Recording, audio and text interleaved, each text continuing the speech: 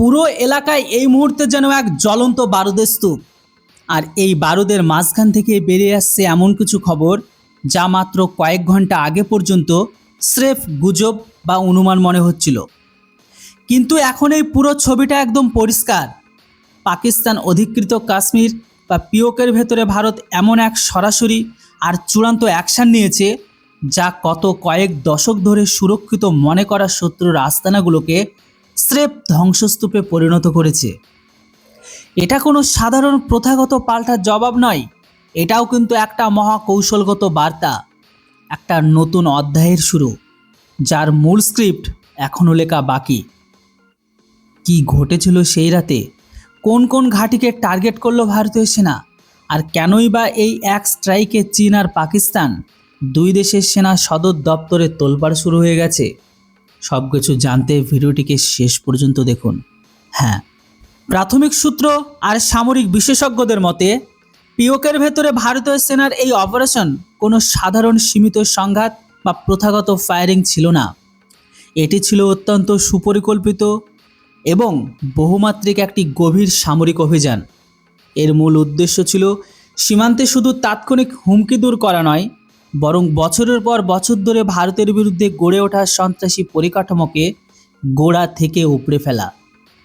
এতদিন ধরে যেসব forward post, subsector, command point আর বাংকারগুলোকে ব্যবহার করে ভারতের অনুপ্রবেশ আর অস্ত্র সাপ্লাই করা হতো, সেগুলোকে নিখুঁত নিশানা করা হয়। এই অপারেশনে ভারতীয় সেনা ব্যবহার করেছে নিজেদের অত্যাধুনিক প্রযুক্তির চরম নিদর্শন।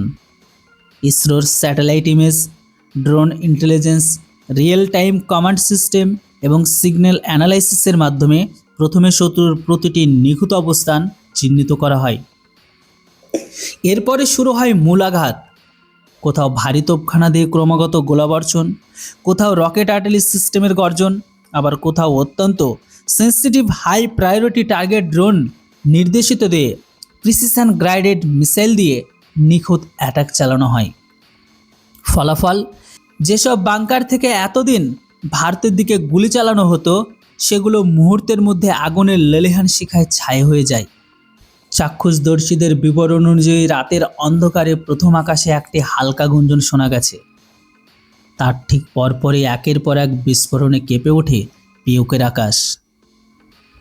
ভারতে এই আঘাত এতটাই তীব্র আর আকস্মিক ছিল যে পাকিস্তানি বাহিনীকে পাল্টা প্রতিক্রিয়া দেখানোর বিন্দুমাত্র সুযোগ দেয়নি।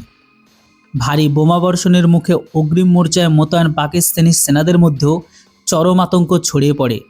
অবস্থা এমন পর্যায়ে পৌঁছায় যে অনেক পোস্টে পাকিস্তানি সেনা নিজেদের অস্ত্র ও গোলাবারুদ ফেলে রেখে পেছনে পাহাড়ি এলাকার দিকে পালাতে বাধ্য হয়। ভারতীয় সীমান্তরক্ষী বাহিনী এবং অগ্রিম স্ট্রাইক ইউনিটগুলো ইতিমধ্যেই এমন কিছু স্ট্র্যাটেজিক চৌকিতে নিজেদের ফিজিক্যাল ডমিনেশন বা নিয়ন্ত্রণ প্রতিষ্ঠাতা করেছে যা নিয়ে পাকিস্তান এতদিন ভারতকে হুমকি দিত। আর এই আক্রমণের ফলে পাকিস্তানের পুরো কমিউনিকেশন গ্রিড ভেঙে পড়েছে। ফরওয়ার্ড পোস্টগুলোর সাথে মূল কমান্ড সেন্টারের যোগাযোগ সম্পূর্ণ বিচ্ছিন্ন। সাপ্লাই রুটগুলো ধ্বংস হয়ে যাওয়া সীমান্তে আটকে পড়া পাকিস্তানি সৈন্যরা এখন চরম খাদ্য, জ্বালানি আর গোলাবারুদের সংকটে ভুগছে। কিন্তু এই গল্পের টুইস্ট এখানে শেষ নয়। এই অপারেশনের সবচেয়ে বড় ধাক্কাটা লেগেছে বেজিংয়ে। চীন দীর্ঘদিন ধরে পিওকের মাটিকে ব্যবহার করে ভারতের জন্য একটি টু ফ্রন্ট ওয়ার বা দুই তরফা যুদ্ধক্ষেত্র তৈরির চক্রান্ত করেছিল।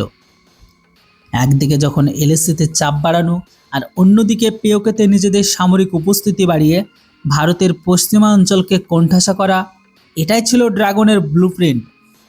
এমনকি পাকিস্তানের এই ফরওয়ার্ড পোস্টগুলোতে চীনের সামরিক উপদেষ্টা, ড্রোন অপারেটর আর টেকনিক্যাল টিমও গোপনে সক্রিয় ছিল। ভারত প্রথমত আঘাতে চীনের এই গোপন মনস্তাত্ত্বিক মেরুদণ্ড ভেঙে দেয়।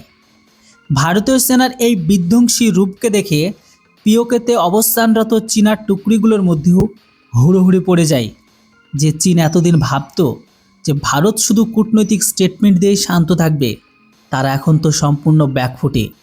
বিভিন্ন আন্তর্জাতিক মিডিয়া রিপোর্টস অনুযায়ী সেখানে দাবি করা হচ্ছে ভারতের এই রণংদেহী মেজাজ দেখে চীনও কিন্তু তড়িঘড়ি করে পিওকের বেশ কিছু সেক্টর থেকে তাদের অস্থায়ী ক্যাম্প, কমিউনিকেশন লোড আর সামরিক সরঞ্জাম গুটিয়ে দ্রুত নিরাপদ দূরত্বের দিকে পিছু উঠতে শুরু করেছে। আর এই সব কিছু দেখে পিওকের সেখানকার সাধারণ মানুষজন তারাও এই মুহূর্তে তাদের দেশের বিরুদ্ধে কথা বলতে শুরু করেছে। এমনকি কিছু জনসভা থেকে পিওকের বড় বড় নেতারা তারা এখন ভারতের সাথে যুক্ত হওয়ার জন্য ভারতকে করজোরে বিনোদন করছে। শুধু এখানেই থেমে থাকেনি, তারা তো এটা পর্যন্ত বলছে, হে ভারতবাসী, হে নরেন্দ্র মোদীর সরকার, আমাদের জন্য সীমানের কাঁটাতারের বেড়াগুলো তুলে দিন। প্রয়োজন পড়লে আপনাদের সেনা পাঠিয়ে দিয়ে আমাদেরকে এই অবৈধ দখলদারদের হাত থেকে আমাদেরকে মুক্তি দিন, আমাদের বাঁচান, আমাদের আপনাদের সাথে যুক্ত করে নিন। পিওকেকে ভারতের মধ্যে যুক্ত করে আমাদের ভারতবাসী করে তুলুন। হ্যাঁ, চীন যখনই বুঝতে পেরেছে যে সিচুয়েশন আউট অফ কন্ট্রোল, তখন সে তার সেনা, সে তার সৈন্য প্রদর্শন বা সৈন্যর সাথে ট্রেনিং দেওয়ার যে সমস্ত সমঝোতা করে এখানে এসেছিল, সব কিছু তারা তোলতাড়পা গুটিয়ে পিছনে উঠতে শুরু করে, যাকে সামরিক ভাষায় বলা হচ্ছে ট্র্যাকটিক্যাল রিট্রেট বা কৌশলগত পশ্চাৎপসরণ। অর্থাৎ ভঙ্গুর অর্থনৈতিক পরিস্থিতির মাঝে চীন ভারতের সাথে কোনো বড় ধরনের সামরিক সংঘাতে জড়ানোর ঝুঁকি কোনোভাবেই নিতে চাচ্ছে না। ভারতের এই নতুন সামরিক কৌশলকে বিশেষজ্ঞরা বলেছেন প্রোটেকটিভ ডিটারেন্স, অর্থাৎ শত্রুর আক্রমণ করার পর ডিফেন্স করার চেয়ে শত্রু সক্রিয় হওয়ার আগে তার ডেরায় ঢুকে তাকে খতম করো। কূটনৈতিক মঞ্চে ভারত এখন চরম আক্রমণাত্মক। জাতিসংঘে ভারতের প্রতিনিধিরা স্পষ্ট ভাষায় জানিয়ে দিয়েছে, ভারত কোনো বিস্তারবাদী নীতিতে বিশ্বাসী নয় এবং অন্য কারো ভূখণ্ড দখল করার ইচ্ছাও ভারতের নেই। কিন্তু যদি ভারতের সার্বভৌমত্ব, জাতীয় নিরাপত্তা, দেশের নাগরিকদের জীবন নিয়ে কোনো নাপাক ষড়যন্ত্র করা হয়, তবে ভারতের সীমানা পেরিয়ে শত্রুর ঘরে ঢুকে আঘাত করতে বিন্দুমাত্র দ্বিধা করবে না।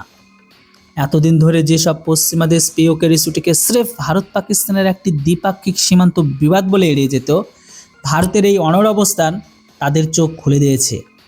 আমেরিকার ইউরোপীয় শক্তিশালী দেশগুলো এখন বুঝতে পেরেছে যে পিওকের সন্ত্রাসী পরিকাঠামো এখন সেখানে চীনের অবৈধ সামরিক উপস্থিতি পুরো দক্ষিণ এশিয়ার স্থিতিশীলতার জন্য এক মারাত্মক হুমকি। ভারতের এই নিখুঁত অ্যাগ্রেসিভ অপারেশন স্পষ্ট করে দিয়েছে যে একবিংশ শতাব্দীর ভূরাজনীতিতে ভারত আর স্রেফ আত্মরক্ষামূলক অবস্থানে সীমাবদ্ধ নয়। রণনীতি যদি স্পষ্ট হয় আর প্রযুক্তি যদি নির্ভুল হয়, তবে যে কোনো বড় শত্রুকে হাঁটু গেড়ে বসানো সম্ভব। দিল্লি তা প্রমাণ করে দিয়েছে। এশিয়া মহাদেশের সামরিক ভারসাম্যের খেলা এখন সম্পূর্ণ বদলে গেছে। ভারতের এই ঐতিহাসিক সাহসী পদক্ষেপ নিয়ে আপনাদের মূল্যবান মতামত কি? কমেন্ট বক্সে অবশ্যই লিখে জানান। ভিডিও আর ইনফরমেশন ভালো লাগলে ভিডিওটিকে লাইক করুন, ভিডিওটিকে বন্ধুদের সাথে শেয়ার করুন, আর আপনি কোথা থেকে দেখছেন অবশ্যই কমেন্ট বক্সে লিখে জানান। Thanks for watching. জয় হিন্দ, বন্দে মাতরম।